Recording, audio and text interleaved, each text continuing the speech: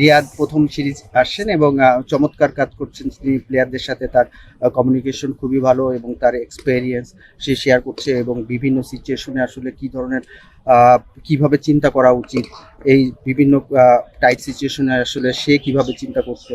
তো এই জিনিসগুলো তো ওদের সাথে শেয়ার করছে, সাথে সাথে টেকনিক্যাল বিভিন্ন জিনিস নিয়ে ব্যাটিংয়ের কথা বলছে। তো এই ছেলেরা আসলে ট্রাস্টের জায়গা আছে, কেন সে একটা এক্সাম্পল আমাদের দেশের ক্রিকেটে।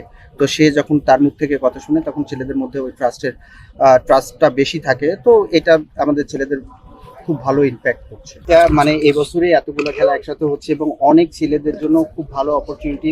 দেখা যায় যে সাধারণত অনেক ছেলে দেখা যায় যে পারফরমেন্স একটু 19-20 আছে, ছেলে চান্স পায় না। তো এই বছর খুব ভালো অপরচুনিটি ছেলেদের জন্য এবং আমরা আসলে বড় বান্স দেখতে পাচ্ছি এবং তাদেরকে সুযোগ করে দিতে পারছি। এটা আমাদের মনে হচ্ছে যে আমাদের ভবিষ্যতে পাইপলাইনে যেটা বলেন যে ক্রিকেটের বেশি আসার সম্ভাবনা বেশি থাকবে। এই ধরনের মনে করেন যে এতগুলো টিম যদি খেলে একসাথে, তো আমার কাছে মনে হয় যে বেশি প্লেয়ার খেলবে, বেশি ছেলের স্কোপ তৈরি হবে আসলে।